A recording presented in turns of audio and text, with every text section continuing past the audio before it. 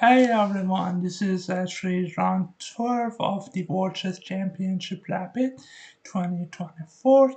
Remember that Magnus Carlsen was lost against Lazavik Denis, an 18 years old chess prodigy from Belarus.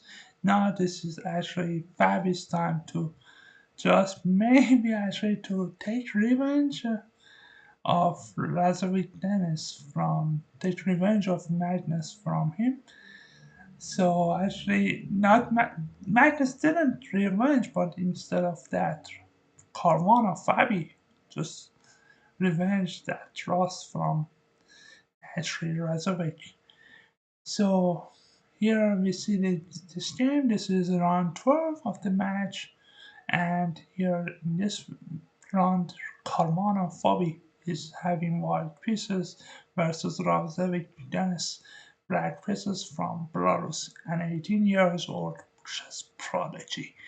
If you haven't watched the actually Carson's Rust in the round 5 versus Razovich, I just strongly suggest you that view that game and hope you just enjoy that video too. So, but let's begin. Uh, if you haven't subscribed, please subscribe to the channel. That would be just very encouraging, and please give the thumbs up. So let's begin.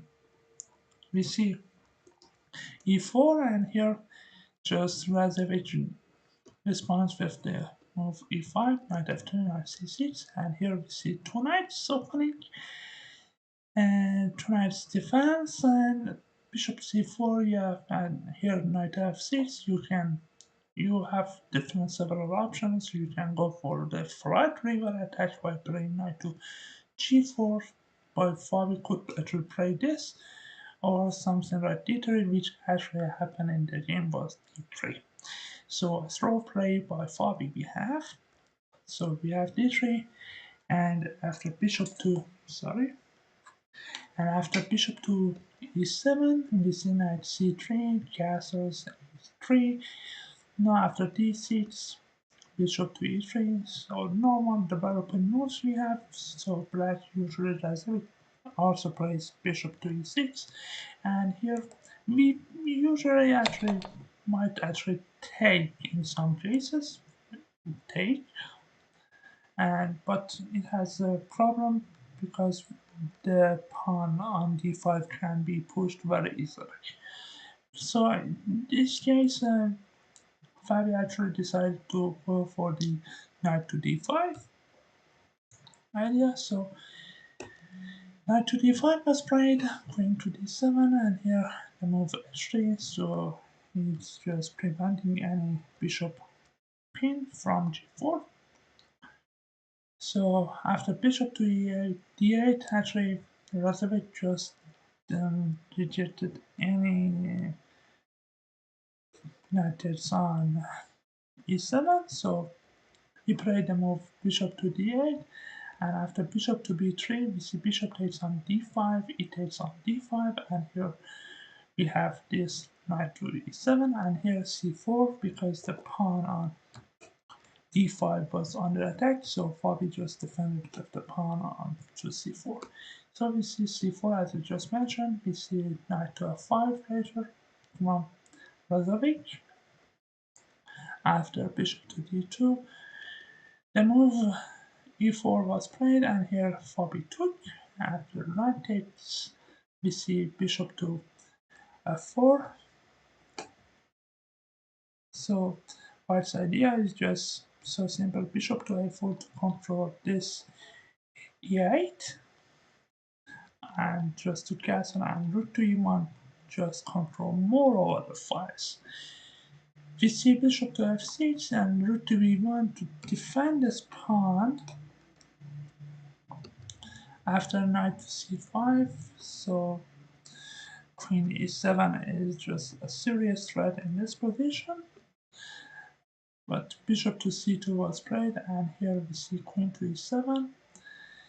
A better move in this position was actually rook a3 check, and after king to f1 the position is equal.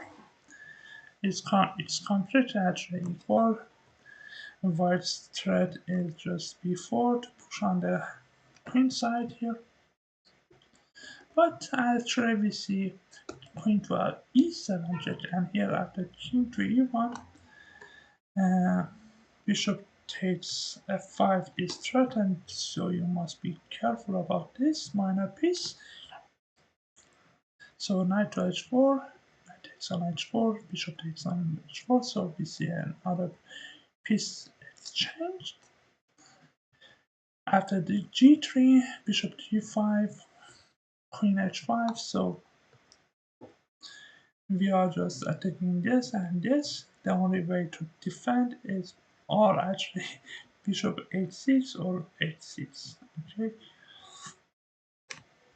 h6 was played. We see rook to e1 attacking the queen first, queen to f6, and now we see bishop exchange, and here we see also see queen exchange. So we have got into the endgame where actually white is slightly better because of this bad pawn structure, and so the roots are not developed and not controlling this file, and also this knight can be pushed away, but also you just should notice that he can go this way. So maybe in future white has to play f4 to just control this e5 square from the black knight. We see before, but better move was actually going for h4, but it doesn't make that sense. But before knight to e7, and here rook to e7 was played, so you can't already play this because you are just hanging the pawn on c7, but rook f to c8, it just gives some compensation for black here. But actually, let's go to the main line here. Knight to e5 was played. Here we see, as you said, not rook takes on c7, but instead c5 played Fabi. And after rook f to d8, we see now rook takes on c7. The difference is now, if you now play this, then Fabi can play takes on d6 and actually defend this rook on c7. So that actually Denis made a blunder by playing rook f2 e8. Rook takes c7, and just thought it was played, d takes on c5, and here we see king to g2. Why actually Fabi didn't take on c5 was this very deep understanding of rook a to c8, and if you now play this, okay, we just take, and here Denis could go to c8, and your pieces on h1, your bishop are not just developed nicely.